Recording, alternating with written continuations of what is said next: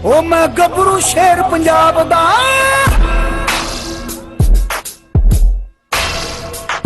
ओ मैं गबरू शेर पंजाब दा मैनू जग सारा है जानदा मैं गबरू शेर पंजाब दा मैनू जग सारा है जानदा मैं गबरू शेर पंजाब दा मैनू जग सारा है जानदा ओ मेरे लोया दुनिया मानदी मेरा खाप जी अस्सलाम वालेकुम दोस्तों वेलकम टू पंजाबी शौक तो हाज़र हाँ दोस्तों अपने तुहाडे यूट्यूब चैनल ते तुहाडा वीर अज की एक नवी वीडियो लैके पिछे दी हरियालियां ते सरदर्द भी चैक करो ठीक है।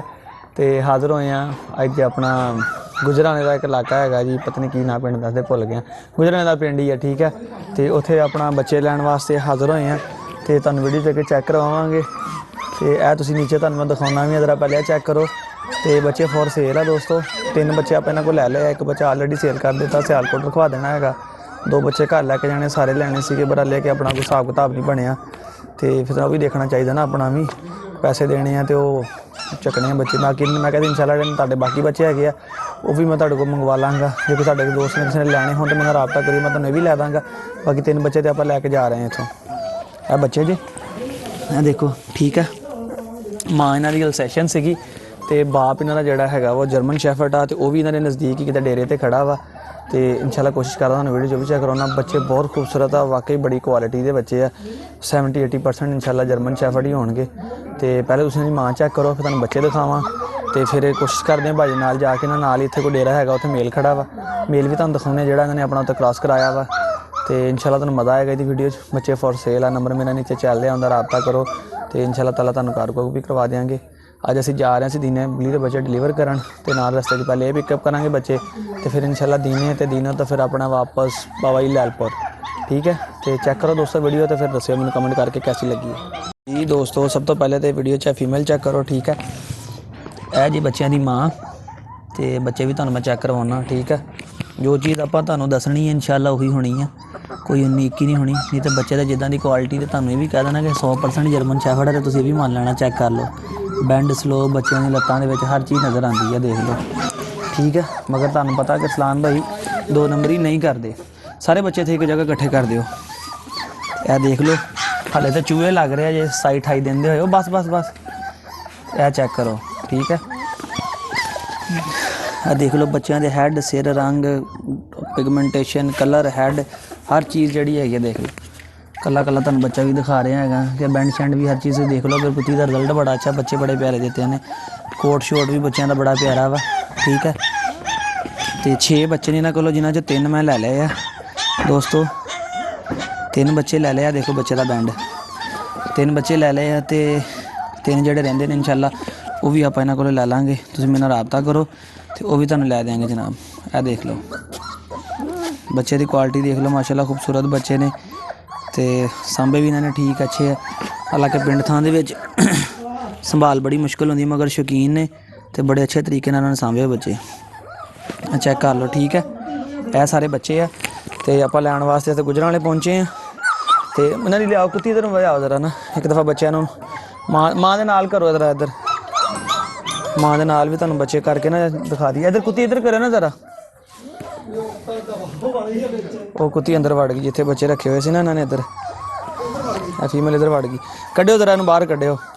तो दोस्तों चेक करो क्वालिटी के बच्चे ने जोड़ा दोस्त शौक करना चाहे सस्ते भी है मुनासिब भी है कोई ज़्यादा महंगे भी नहीं है ठीक है। जो बंदा जर्मन शैफर्ड नहीं लै सकता वो लै ले शौक पूरा करे अपना बन फड़ ना रस्सी रुस्सी पा दो ना।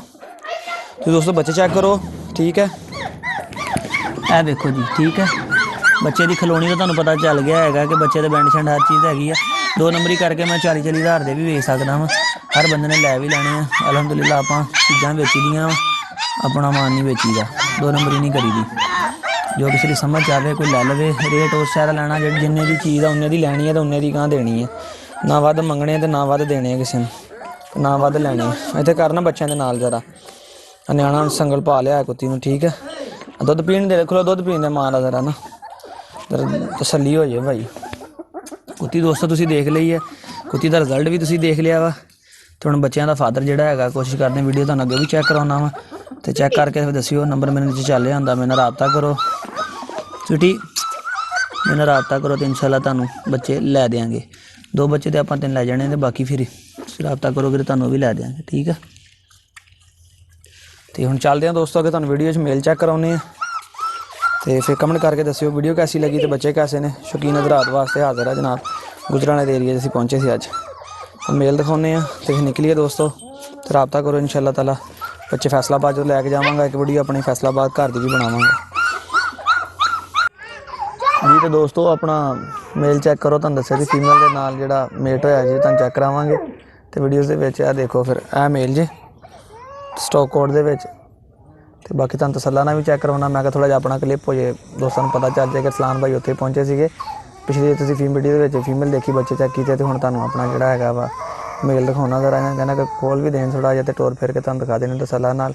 ਇਹ ਨਜ਼ਦੀਕ ਇੱਥੇ ਡੇਰੇ 'ਤੇ ਖੜਾ ਹੈਗਾ ਮੇਲ, ਸਟਾਕ ਕੋਡ ਮੇਲ ਆ, ਤੇ ਚੈੱਕ ਕਰਕੇ ਦੱਸਿਓ कैसा ਲੱਗਾ ਜੀ। ਜੀ ਤੇ ਦੋਸਤੋ ਇਹ ਮੇਲ ਜੀ, ਠੀਕ ਹੈ, ਚੈੱਕ ਕਰ ਲਓ। German shepherd stock code